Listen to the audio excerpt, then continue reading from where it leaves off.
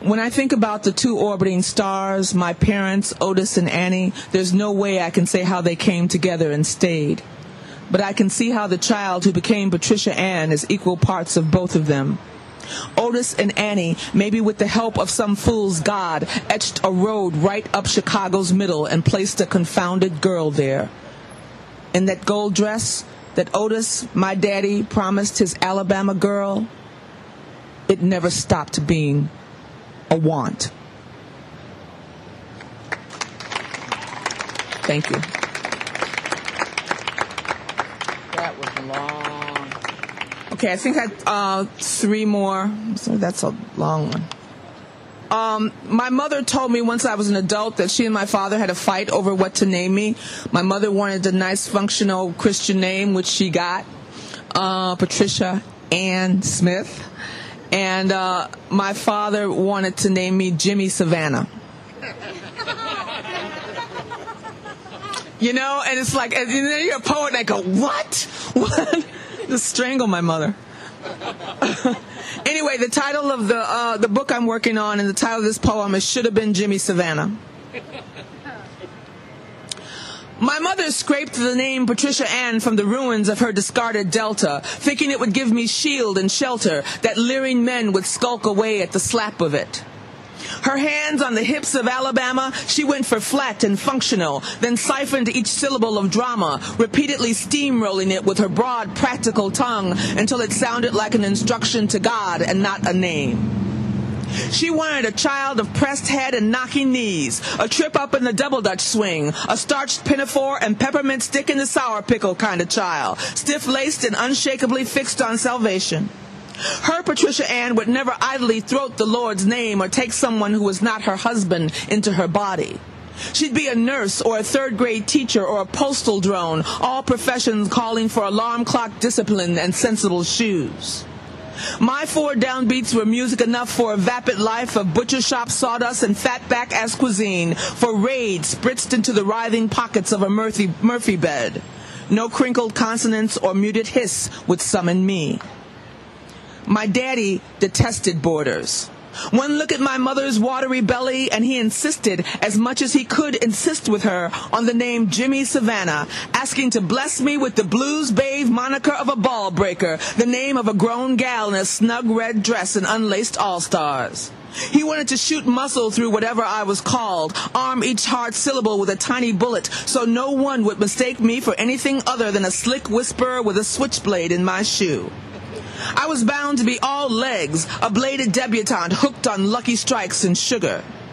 When I sent up prayers, God's boy would giggle and listen.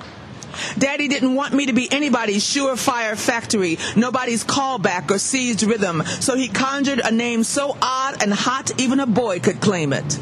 And yes, he was prepared for the look my mother gave him when he first mouthed his choice, the look that said, "That's it. You done lost your goddamn mind." She did that thing she does where she gets 2 full inches taller with righteous, and he decided to just whisper, "Love you, Jimmy Savannah," whenever we were alone, renaming me the seed of Otis, feeding me full of a hard religion that no one else would know. Thank you. All right. In my neighborhood, I grew up on the west side of Chicago. It's a part of town everybody tells you to stay away from. And there was one white boy in our neighborhood, and he needed a shtick. Okay, otherwise he was like target central all the time, you know. So he needed something that was going to make him different. So we had an overhang in our apartment building, and he would stand under the overhang and drop his pants, basically, and charge a dime to look and a quarter to touch. And none of us knew what the hell we were looking at. It was just, whoa, you know, a little curly thing, you know. So this is a poem about that. He's probably like a CEO somewhere now. You know, rich beyond our wildest dreams. This is called Next. Next. He is the only white boy in Lawndale, and who can blame him, searching for a line of commerce that could save his life. He starts hanging in the shadows of our apartment building, pulling down his pants and charging us a dime to look, a quarter to touch.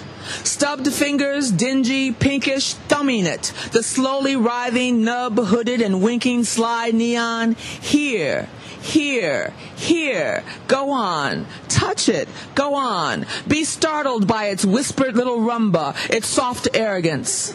The long line of weight, colored and curious, snakes Washington Street with giggles electric, our one stomach throbbing with this stupid magic. White boy shifts from ked to ked, corporate bigwig under the overhang, and if not for his clipped command, next, next, we would not even notice him attached to the thing. 3 dimes sweaty in my fist, I'm 2 unraveled braids, grape bubblegum smash, newly baptized into the wrong world. I do not know the name of my immediate future, wouldn't recognize the hot snap of the word cock. I don't have a clue to that thing's unerring purpose. But ouch, a vessel deep in me is already calling. I move forward, impatient, my touch outstretched for a stranger, blood money straight from my hurt to his. Still, I think I'm probably the only one. He has to take my hand and guide it there. I know it's kind of freaky.